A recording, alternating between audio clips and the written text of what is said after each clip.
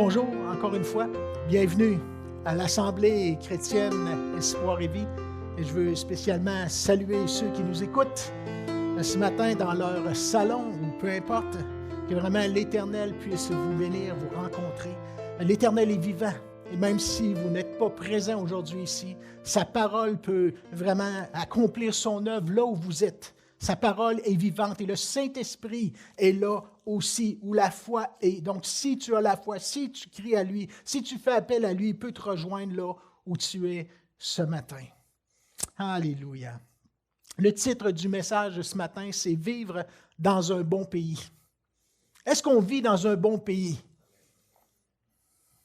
C'est pas facile de ces temps-ci, mais quand même, on vit dans un bon pays. On a des services, on a plein de bonnes choses. On ne les énumérera pas tous, mais on a plein de bonnes choses dans ce bon pays. Vivre dans un bon pays. Plusieurs sur la planète vivent dans des pays où la vie est difficile. On n'a pas besoin de regarder loin. On voit des annonces, on voit des nouvelles, on voit toutes sortes de situations dans le monde qui rendent la vie difficile pour beaucoup dans le monde. Les guerres, les famines. Et je pense qu'on n'a pas fini d'en voir jusqu'au retour du Seigneur. Il y a des tensions politiques. Ouf, qu'il y a des tensions politiques dans certains pays, il y a des problèmes économiques et je crois qu'on va en avoir de plus en plus des problèmes économiques. Cette crise-là ne va pas améliorer les choses. Il y a des problèmes d'emploi, plusieurs perdent leur emploi et ça cause bien des problèmes. Et plusieurs dans le monde, dans ces pays où c'est plus difficile, désirent entrer dans un autre pays, désirent immigrer dans un pays où ça va mieux. Et si on était dans ces pays-là, peut-être que c'est ce qu'on voudrait aussi, immigrer et vivre dans un bon pays. Comme on veut, nous aussi, que le pays s'améliore. On désire vivre dans un bon pays où se trouve la paix, que la paix puisse demeurer également. Et on sait que plusieurs désiraient pouvoir venir immigrer dans un pays, peut-être soit aux États-Unis ou peu importe, où ils vont pouvoir gagner leur vie convenablement, fonder une famille, avoir une assurance, une paix, s'assurer un avenir, comme nous dit la parole de Dieu, rempli d'espérance. Et on sait que ce n'est pas possible pour tout le monde. On sait que ce n'est pas possible pour tout le monde. Mais lorsqu'on regarde la Bible, lorsqu'on regarde Dieu et son peuple, on a vu que Dieu a fait immigrer son peuple dans un meilleur pays. Il l'a pris en Égypte et l'a conduit dans un pays d'abondance. Et on connaît l'histoire. C'est ce que Dieu a fait. C'est ce que Dieu a rendu possible pour son peuple qui vivait une vie difficile en Égypte. Il était rendu esclave depuis 400 ans.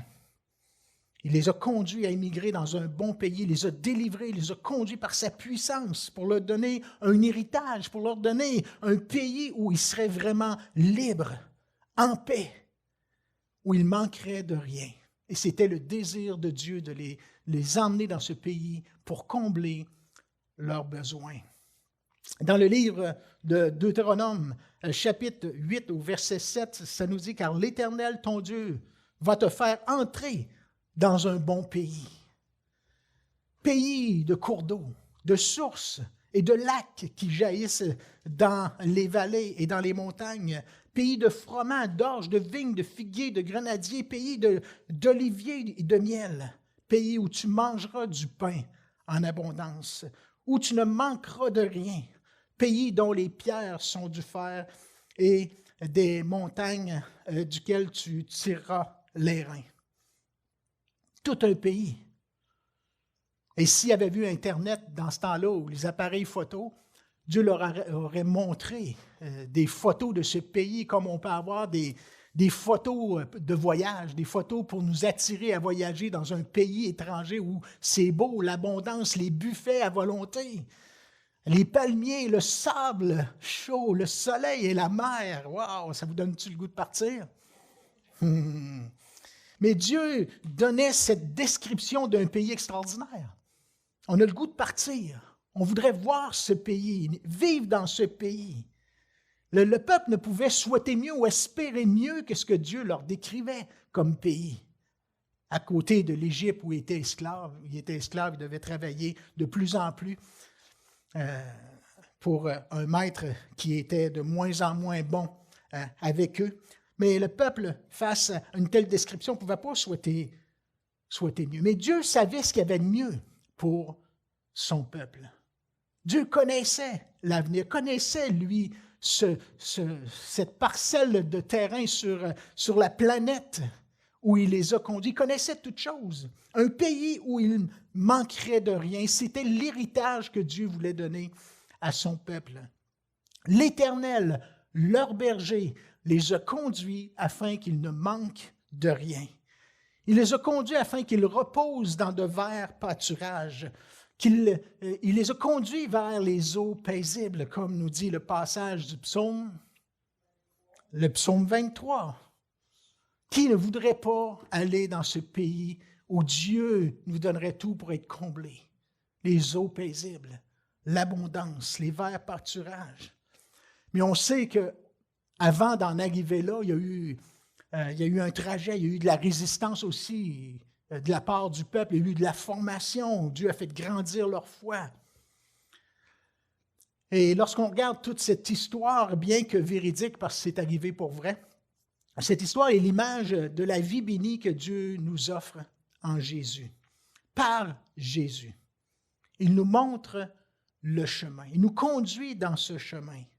Il désire être, comme pour son peuple, notre berger, pour nous donner à nous aussi du repos, de la paix, de l'abondance, des sources d'eau, le Saint-Esprit, des sources d'eau vive et le pain en abondance. Tout ce que l'on voit dans la description, Dieu veut nous le donner d'une façon spirituelle dans nos vies. Un bien-être, un pays, un endroit où il y a la paix, l'abondance. L'Éternel est mon berger. L'Éternel me conduit pour que je manque de rien. L'Éternel me conduit près des eaux paisibles, des sources qui jaillissent, qui ont jailli dans ma vie, ils continuent de jaillir dans ma vie. Alléluia. Et bien sûr, Dieu était conscient de la condition de son peuple face à cette vie, face à leur incapacité de partir d'un point et d'aller dans un autre, d'entrer et de vivre dans cette vie abondante, comme il est conscient, ou il était conscient de notre impuissance aussi. Mais il nous offre une entrée gratuite pour ce pays promis, dans ce bon pays. À tout le monde qui le désire, une entrée gratuite dans ce pays d'abondance. Un tout inclus, gratuitement. On embarque? On a le goût d'embarquer. Jésus, c'est notre passeport. Il est plus que notre passeport, il est notre visa aussi qui nous donne, qui nous ouvre la frontière du royaume de Dieu. Ça, c'est une réalité. En Jésus, par Jésus. Pas simplement de voir le royaume ou de voir ou avoir la description d'une vie bénie, d'avoir la description d'un pays d'abondance, mais d'y entrer et d'y vivre vraiment. Devenir un citoyen de ce royaume-là. Avez-vous votre passeport? Bien étampé du visa? Jésus, hein? Le visa, c'est Jésus pour y entrer. Avec tous les privilèges, toutes les ressources qui sont là disponibles. Dieu a tant aimé le monde qu'il a donné Jésus pour qu'on puisse y avoir accès. La porte du royaume de Dieu. C'est pas rien. Et la motivation de Dieu, c'était son amour. Et on a vu ça il y a quelques semaines, que la motivation de Dieu pour son peuple, comme ça l'est pour nous, c'est l'amour. Deutéronome 7, qu'on avait vu, Dieu a choisi son peuple et il leur a dit, parce que je vous aime, je vous ai choisi, je vous ai conduit par ma main puissante parce que je vous aime. Je vous ai délivré parce que je vous aime. Je vous ai retiré de la servitude de tout ce qui vous privait de ce pays-là promis et je vous ai conduit parce que je vous aime. Alléluia. Merci Seigneur qu'il m'aime. Êtes-vous conscient que vous êtes aimé de Dieu? Vraiment aimé de Dieu. Un amour qui dépasse même notre entendement. Vous êtes aimé de Dieu. Alléluia. En Jésus, il nous fait immigrer dans un bon pays. Il nous réserve encore un pays plus excellent parce que lorsqu'on va aller le rejoindre, on va le voir, lui. Mais on va vivre dans une terre d'abondance qui n'aura pas de limite dans le ciel avec lui, une vie parfaite. Une vie parfaite où on ne sera plus limité par ce corps parce qu'on ne sera plus tenté non plus et l'ennemi n'aura plus aucun pouvoir sur nous de nous tenter, nous détourner. La maladie ne sera plus, la mort ne sera plus. Wow! Tout un pays promis. Avez-vous votre passeport? Avez-vous votre visa pour y entrer? Le royaume de Dieu.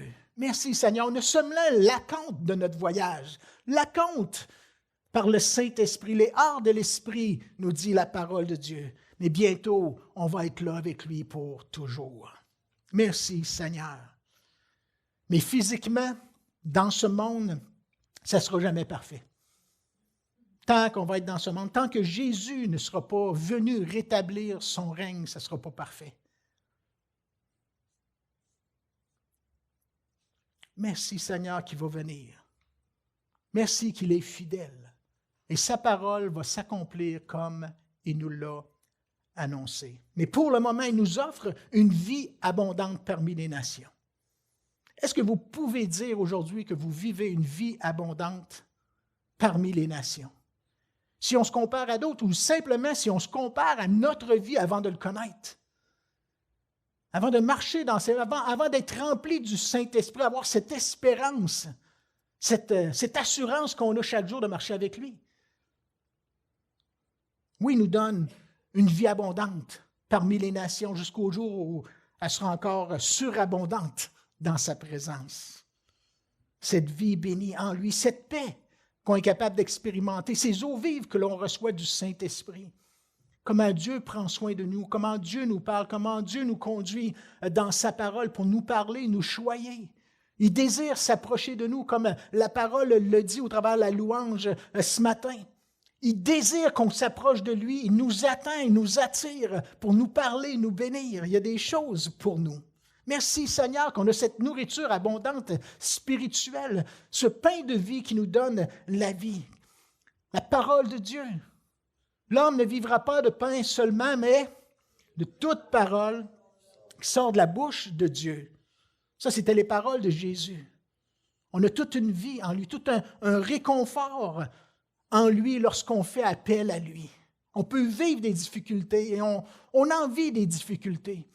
Mais lorsqu'on vient à lui, on peut vivre un réconfort au travers de nos difficultés, une paix. Êtes-vous entré dans cette vie abondante ce matin? Avez-vous pris la décision, avez-vous fait étamper votre passeport pour entrer dans cette vie aujourd'hui et de vivre cette source d'eau vive, le Saint-Esprit dans vos vies, dans vos cœurs qui vient transformer, qui vient vous remplir? Êtes-vous entré dans ce pays? Dans Matthieu, chapitre 11, verset 28, Jésus nous lance l'invitation. « Venez à moi, vous tous qui êtes fatigués et chargés, et je vous donnerai du repos. Prenez mon joug, suivez mes instructions, car je suis doux et humble de cœur, et vous trouverez du repos pour vos âmes, car mon joug est doux et mon fardeau léger. » Alléluia. Êtes-vous venus à Jésus? L'avez-vous invité dans vos vies? Venez à moi, nous dit Jésus. Il veut nous conduire, il veut conduire ceux qui le cherchent. Il veut réconforter tous ceux qui viennent à lui. Tous ceux qui erraient dans le désert, comme ça a été notre cas aussi peut-être, de vivre dans la solitude, comme nous décrit le psaume 107 au verset 4. Les gens qui marchaient dans le désert, qui marchaient dans la solitude, sans trouver ce pays promis, ce pays d'abondance ou cette ville habitable, comme nous dit le passage. C'était mon cas avant de connaître le Seigneur. C'était mon cas avant de connaître Dieu. Je souffrais de la faim, comme il est décrit au verset 5, de la soif, comme probablement vous, avant de connaître le Seigneur, que le Saint-Esprit vienne inonder vos âmes. Souffrait de la faim, de la soif, l'âme abattue, languissante, l'insatisfaction dans l'âme. Je me souviens de cette insatisfaction dans l'âme et que je cherchais à le combler dans toutes sortes d'aspects de cette vie. On cherchait à gauche et à droite et on pensait que le bonheur, comme le fils prodigue un peu, on cherchait. On voulait vivre le plaisir, le bonheur, la vie abondante, mais on ne cherchait pas à la bonne place. L'âme était languissante jusqu'au jour où il l'a remplie. Ça nous dit dans le psaume 107 qu'il veut conduire par le droit chemin. Il veut que les gens arrivent dans cette ville habitable, ce bon pays, rempli de sources d'eau et de nourriture en abondance. Un homme qui est satisfait en lui. Il est celui qui satisfait l'âme altérée. Celui qui comble de bien l'âme qui est affamée. Alléluia. Merci Seigneur qu'on le découvre, on l'a rencontré.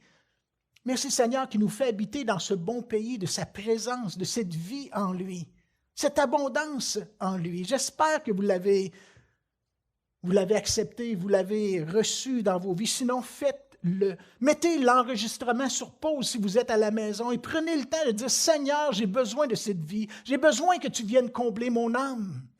J'ai besoin que tu viennes me satisfaire à l'intérieur. Mon âme est languissante. Je cherche le chemin. Je cherche la vie abondante.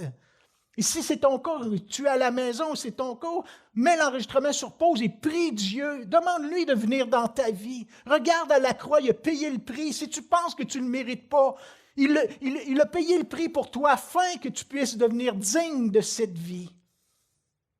Ce matin, prends le temps simplement de lui dire, viens Seigneur dans ma vie. Viens dans ma vie, viens combler mon âme, Seigneur. Je suis insatisfait dans cette vie. Il veut te combler par sa présence. Il veut que des fleuves d'eau vive viennent et coulent dans ton âme afin d'assoiffer, afin d'altérer ton âme, de nourrir spirituellement. Il est vivant. Il veut l'être pour toi ce matin. Alléluia. Alléluia. La semaine passée, on a vu que Dieu avait fait passer le Jourdain à son peuple. Et ça représentait notre baptême. Lorsque on donne notre vie à Christ, on meurt avec Christ à cause de nos péchés parce qu'il a payé le prix de nos fautes sur la croix. On meurt avec lui, mais on revient avec lui, lavé, purifié de tout péché, rempli de son Saint-Esprit, et nous marchons en nouveauté de vie, avec les capacités qu'il nous donne. Nous changeons de l'intérieur, nous devenons en paix, un bien-être intérieur, et ça se reproduit dans nos vies, dans nos actions. Et on a vu la semaine passée que le peuple aussi avait passé le Jourdain pour qu'il puisse se rendre maître des nations, se rendre maître de ce pays d'abondance, de cette promesse que Dieu leur avait donnée. Acquérir cette promesse pas à pas, victoire par victoire. Ils devaient suivre le plan de Dieu s'ils voulaient les promesses. Prendre le joug, comme on vient de le lire. Prendre le joug, suivre les instructions. Parce que c'est ce que Dieu voulait faire pour eux, c'est ce que Dieu veut faire pour nous.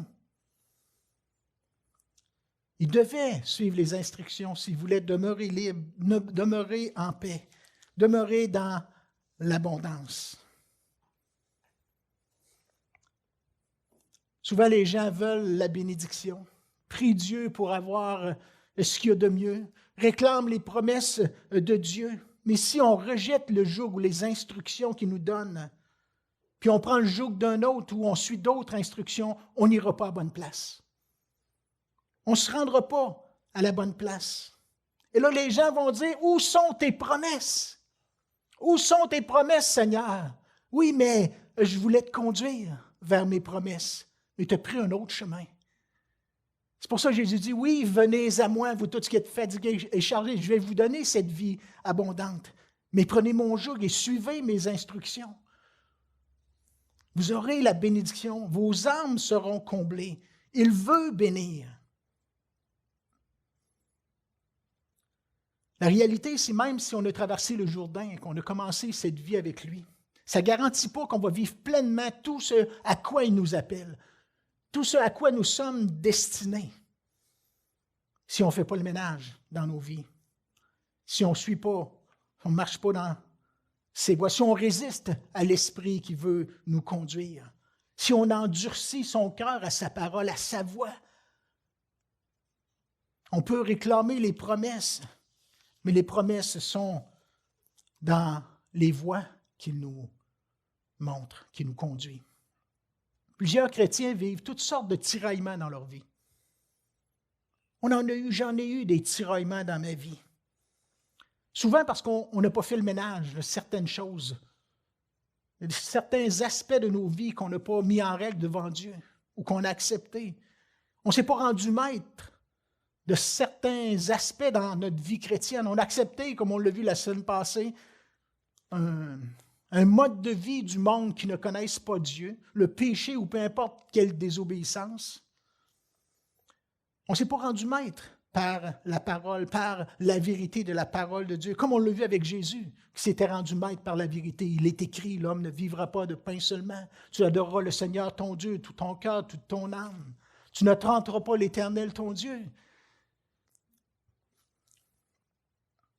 Ou bien, ils se sont détournés en cours de route. Soit on ne se débarrasse pas des choses, on n'a pas les victoires partout, ou avec le temps, on retourne en arrière. On se détourne, on se laisse séduire, on endurcit notre cœur. Parfois, on abandonne notre premier amour, notre premier zèle, notre premier feu. Alléluia. Vous souvenez-vous du premier amour lorsque Christ est entré dans nos vies, le miracle qu'on a vécu?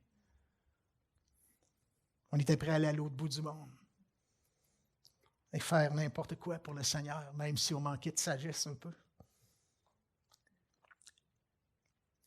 Notre premier amour, le désir de plaire à Dieu avant toute chose, d'honorer Dieu, de proclamer la vérité. Et certains perdent leur motivation première en cours de route. Et plusieurs chrétiens vivent toutes sortes de tiraillements suite à ça dans leur vie. Ils n'ont pas veillé sur leur cœur. Certains ont de nouveau accepté un mode de vie qui les avait jamais satisfaits avant. On a vécu des choses, on a cherché dans les aspects de cette vie à être comblés. Et sans jamais l'être jusqu'au jour où on a donné notre vie à Christ. Et là, on l'a connu. Le Saint-Esprit est venu nous combler, nous nourrir, remplir notre âme.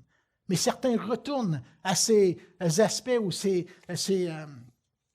recherche, cette poursuite de certains, un mode de vie du monde qui ne les a jamais satisfaits. Ils oublient, ils n'ont pas veillé sur leur cœur et ils pensent que ça peut aujourd'hui les combler. Ils ont mis en oubli ce qui peut vraiment les combler. Ils ont négligé ce qui peut vraiment les combler, la vérité. Et j'étais béni d'entendre la parole au travers la louange ce matin qui nous disait de s'approcher de lui. De s'approcher de lui parce qu'il y avait des choses pour nous. Il voulait nous bénir. Et ça, c'est la vérité. Dieu veut bénir, veut nous conduire dans ce pays d'abondance. Mais certains ont laissé le Dieu de ce siècle, si on veut, au travers de ce système, les aveugler, les séduire leur cœur. Et le peuple de Dieu, c'était similaire un peu. Ils avaient tendance à oublier, ils se détournaient ou endurcissaient leur cœur et perdaient cette abondance dans le pays. Ils perdaient le pays d'abondance parce qu'on sait qu'ils ont été chassés à quelques reprises, mais ils perdaient aussi l'abondance dans le pays. Jusqu'au jour où ils décidaient de reprendre le joug ou de nouveau suivre les instructions de l'Éternel, leur Dieu, le berger qui veut les conduire afin qu'ils ne manquent de rien. Et là, Dieu les restaurait parce qu'il les aimait comme il nous aime. Nous sommes aimés de Dieu. C'est pour ça qu'il prend soin de nous. C'est pour ça qu'il prend soin de nous. C'est pour ça qu'on prend soin de nos enfants. C'est pour ça qu'on les met à l'école, on les éduque, parce qu'on les aime, puis on veut qu'il y ait le meilleur dans la vie. Le Proverbe 4 nous dit « Le sentier des justes est comme la lumière resplendissante, dont l'éclat va croissant jusqu'au milieu du jour. » Il n'y a pas de place pour les ténèbres. Mais verset 19 nous dit que la voie des méchants est comme les ténèbres. Ils n'aperçoivent pas ce qui les fera tomber. Se méfient pas. Ils n'ont pas de sagesse, ont l'intelligence obscurcie. Ils ont endurci leur cœur. Et on le sait aujourd'hui, si on a fait la transition, on a le avant et le après le Jourdain. Mais Dieu donne un conseil, mon fils ou ma fille, sois attentif à mes paroles. La vérité qui sort de la bouche de Dieu. Sois attentif à la vérité. Prête l'oreille à mes discours. Qu'ils ne s'éloignent pas de tes yeux. Garde-les dans le fond de ton cœur, car c'est la vie. Car c'est la vie pour ceux qui les trouvent. C'est la santé pour tout leur corps. Bien sûr, c'est plus que de les entendre. C'est plus que de les connaître par cœur. Mais c'est d'appuyer notre vie sur cette parole, qu'elle conduise nos vies. Verset 23, garde ton cœur plus que toute autre chose, car de lui viennent les sources de la vie. Écarte de ta bouche la fausseté, éloigne de tes lèvres les détours, que tes yeux regardent en face et que tes paupières se dirigent devant toi. Considère le chemin par où tu passes. Considère ton chemin, les sentiers que tu empruntes, les décisions que tu prends, les choix que tu fais dans la vie. Sur quoi sont-ils basés? Considère le chemin par où tu passes. Évalue ton chemin à la lumière de la parole, de sa volonté. Pose des questions à Dieu. Cherche sa volonté parce que c'est ce qui va te donner la vie. L'abondance dans le pays promis. Que toutes tes voies soient bien réglées. N'incline ni à droite ni à gauche et détourne ton pied de ce qui est mal. Garde-toi d'oublier. Alléluia. Garde-toi d'oublier que l'Éternel est ton berger et qu'il veut te conduire pour que tu ne manques de rien. Garde-toi d'oublier comment il veut te conduire.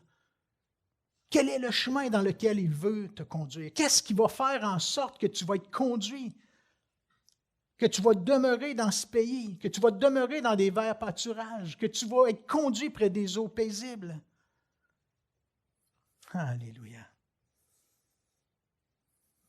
Deutéronome 8, suite à la promesse de Dieu de les faire entrer dans ce pays d'abondance. Au verset 11, il est dit, « Garde-toi d'oublier l'Éternel ton Dieu au point de ne pas observer ses commandements, ses ordonnances, ses lois que je te prescris aujourd'hui. » À plusieurs reprises dans ce passage, l'Éternel dit à son peuple, « Garde-toi. » Il le répète, garde-toi d'oublier ou de dire en ton cœur. Prends garde à ton cœur. Tu vas entrer, tu vas vivre dans ce pays promis, mais tu as des responsabilités. J'ai tout fait pour que tu puisses y entrer. Et je vais te donner la provision que tu as besoin dans ce pays, mais sache d'où ça vient. Sache qu'est-ce qui t'a donné l'entrée et qu'est-ce qui te garde en vie aussi. Parce que Dieu, c'est comme s'il leur disait, même si tu as traversé le Jourdain pour habiter dans le meilleur pays et que tu as la meilleure promesse en main, c'est possible de passer à côté de ce que je t'appelle à devenir, à être ou à bénéficier ou de la pleine bénédiction que devrait t'apporter ce pays-là.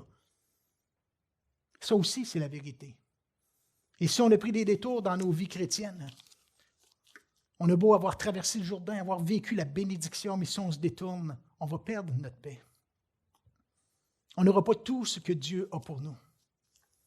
Mais merci Seigneur qu'on a compris ça, parce qu'on n'est pas dans les ténèbres et que la lumière nous montre le chemin et que la parole nous montre le chemin. Plusieurs réclament les promesses de Dieu. « Oh Jésus ceci, oh Jésus cela, ta promesse dit que... » Oui, c'est vrai qu'il y a des promesses dans le pays d'abondance, mais Dieu leur dit, prends garde dans ton cœur d'être séduit. Que ton cœur soit séduit dans le pays d'abondance et que tu oublies. C'est Dieu, lui seul, qui te conduit. C'est Dieu, lui seul, qui te l'a donné. C'est lui qui te fait entrer. Ça nous dit au verset 10, « Lorsque tu mangeras, lorsque tu seras rassasié, tu béniras l'Éternel, ton Dieu, pour le bon pays qu'il t'a donné. »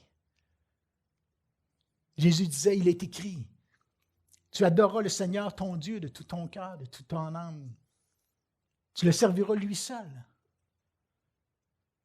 C'était face à la tentation de l'ennemi dans le désert. Tu adoreras le Seigneur, ton Dieu, et tu le serviras lui seul. N'oublie pas qui est celui qui t'a tout donné par grâce, par amour. Lorsque tu mangeras, lorsque tu te rassasieras, lorsque tu bâtiras et habiteras de belles maisons, lorsque tu verras multiplier ton gros et ton menu bétail, s'augmenter ton argent et ton or, et s'accroître tout ce qui est à toi, prends garde d'oublier l'Éternel, ton Dieu. Avez-vous connu des gens qui ont connu cette abondance dans le pays promis, qui se sont détournés, puis aujourd'hui, ils ne sont plus là? Ils ont oublié l'Éternel. Ils viennent avec des besoins. Dieu les rencontre, leurs besoins, leur donne cette abondance. Mais en cours de route, on dirait qu'ils oublient l'Éternel. Ils continuent de croire en lui. Mais de là à prendre son joug et suivre les instructions, c'est une autre affaire. Mais Dieu dit, prends garde si tu veux avoir tout ce que j'ai pour toi.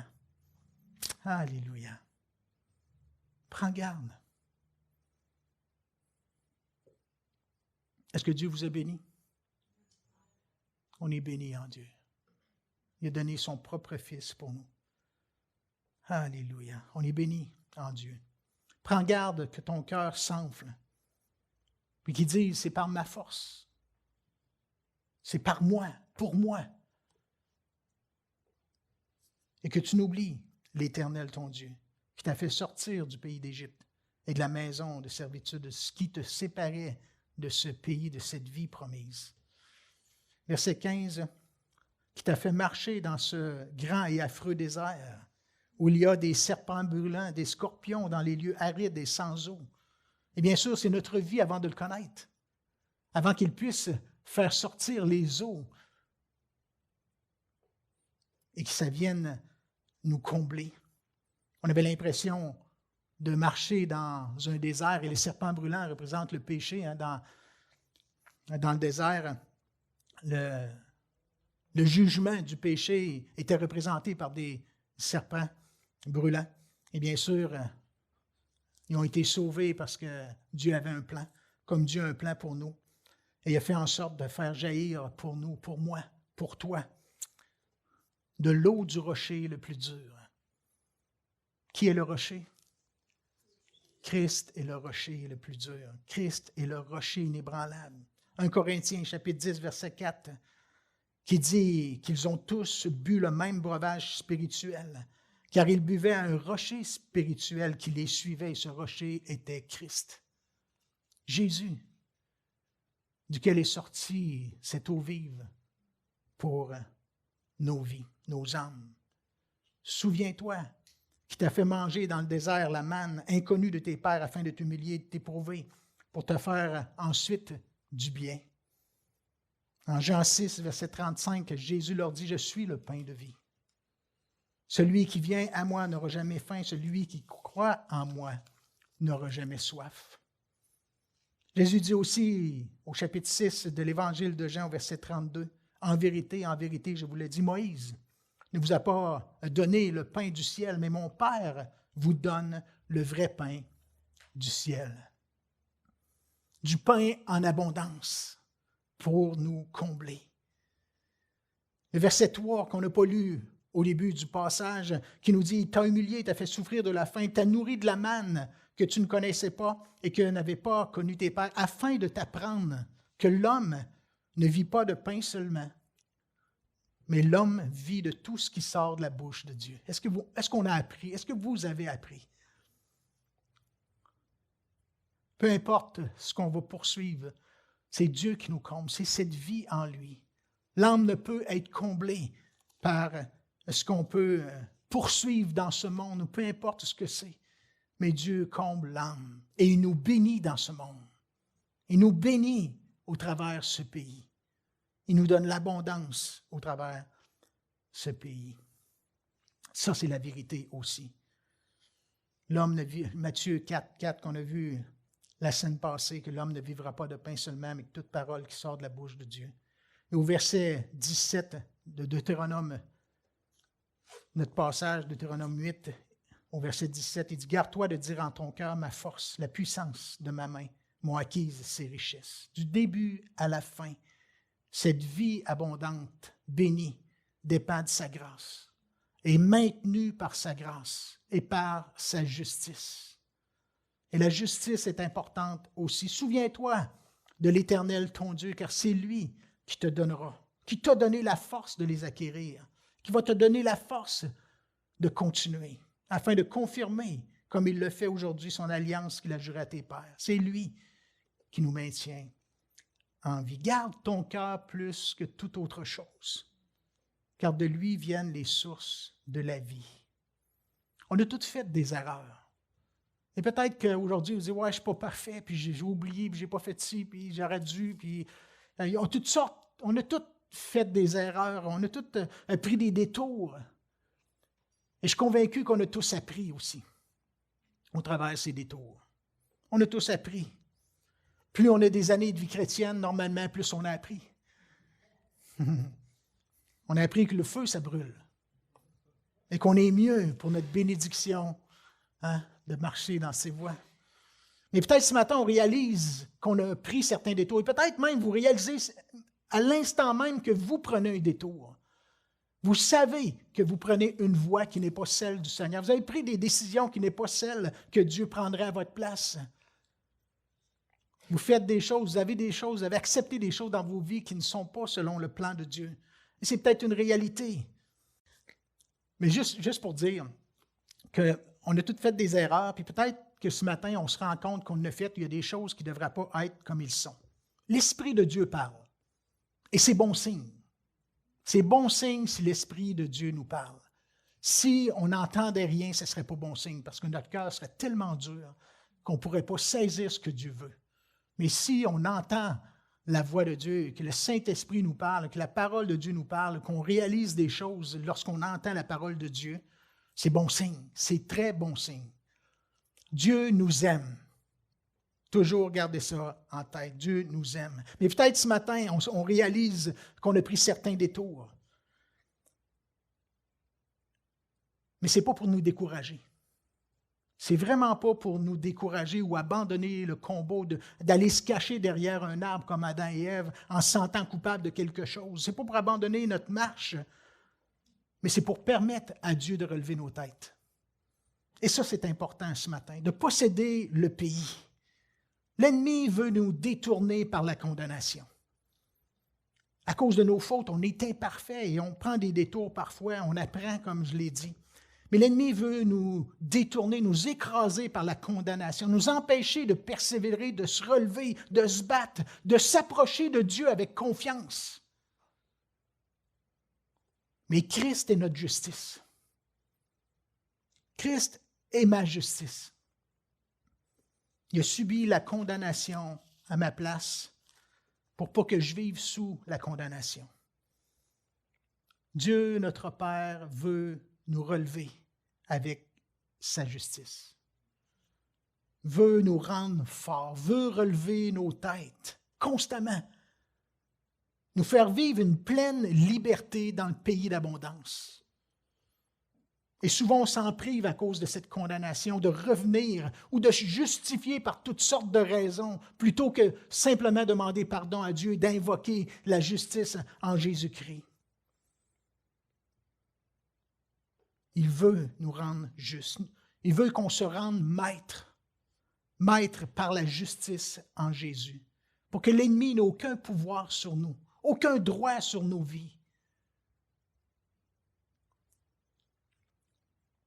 Ah Seigneur, je réalise que je ne suis pas à la hauteur de tes attentes. Est-ce que ça vous arrive parfois? Jésus est parfait. Lorsqu'on regarde Christ, on voit son amour, on voit sa perfection. La nature de Jésus. Wow! Je réalise que je ne suis pas à la hauteur, Seigneur, de ce que je devrais faire. Mais c'est à cause d'un tel. Mais c'est à cause que la vie est dure. C'est à cause que la vie où le péché est partout. C'est à cause de... Tu passes à côté de la justice parce que tu es à t'appuyer sur ta propre justice lorsque tu veux trouver des raisons. C'est à cause de la femme. C'est à cause du serpent. C'est elle qui m'en a donné du fruit. Et souvent, on reste sous une condamnation où on s'éloigne de cette vie bénie parce qu'on se donne des raisons. C'est à cause de la vie comme ça. Non, je veux m'appuyer sur la justice qui est en Jésus-Christ. Je n'étais pas digne le jour où je me suis converti. Et aujourd'hui, j'ai autant besoin de sa justice. Il est saint, il est pur. Et si ce n'était pas de Christ sur la croix, personne par ses œuvres ou ses actions, ses bonnes œuvres, ne pourrait vivre dans sa présence. Je veux avancer avec la justice. Je veux vivre cette liberté par la justice qui m'est offerte. Que l'ennemi n'a aucun pouvoir sur ma vie de me détourner ou de me décourager, nuire à la présence de Dieu dans ma vie. Si j'ai fait des erreurs, je reviens. Seigneur, je crois. Seigneur, je mets ma foi dans ton sacrifice. Relève-moi et donne-moi la victoire. Je veux que rien vienne nuire à la présence de Dieu dans ma vie. Alléluia. Mais que par sa justice, je vive une pleine liberté. Je veux marcher avec assurance dans ses voies. Je veux vivre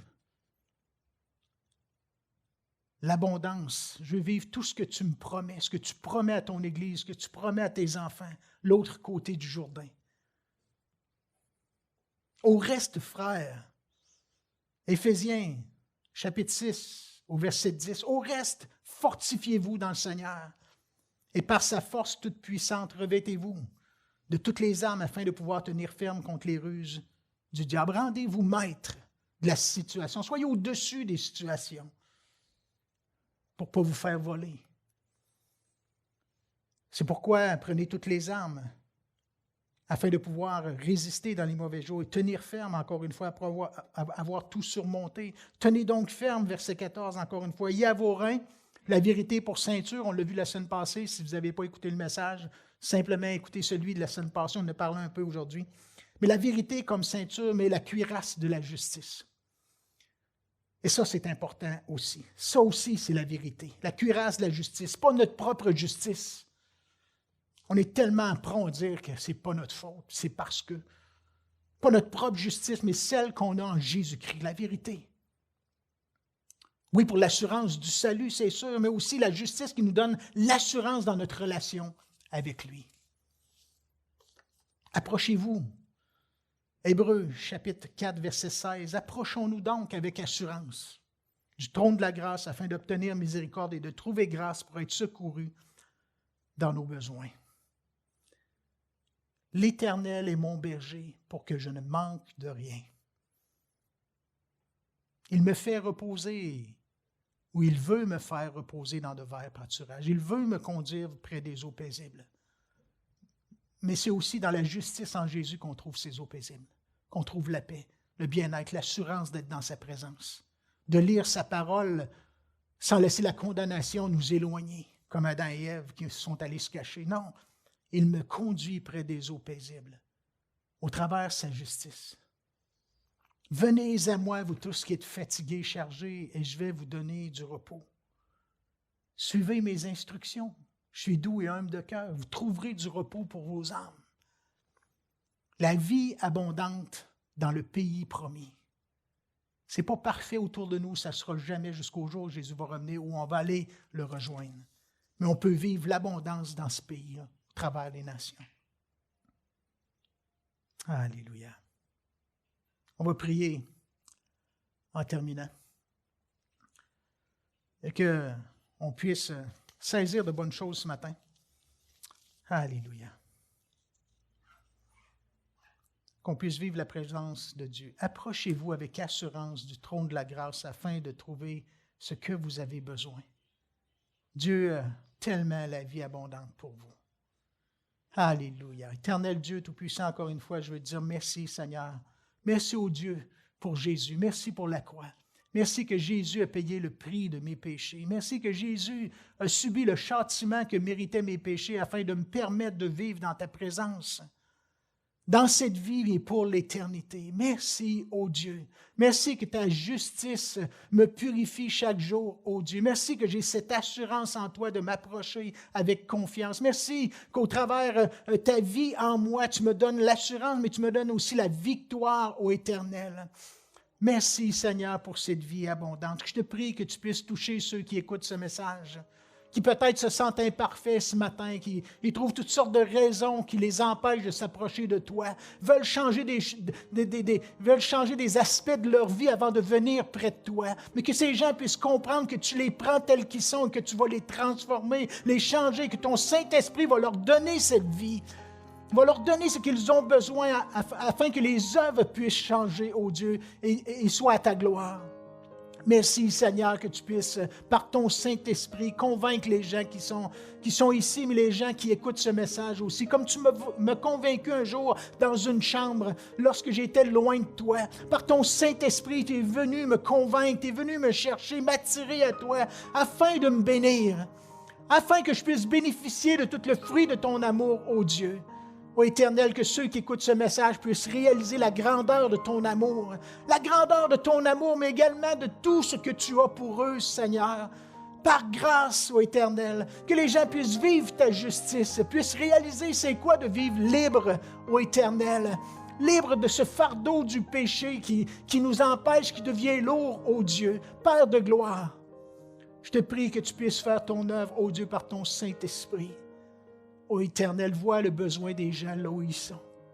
Vois le manque de paix. Vois les gens qui sont vides, qui marchent dans un désert et qui cherchent à être comblés dans leur âme, ô Éternel.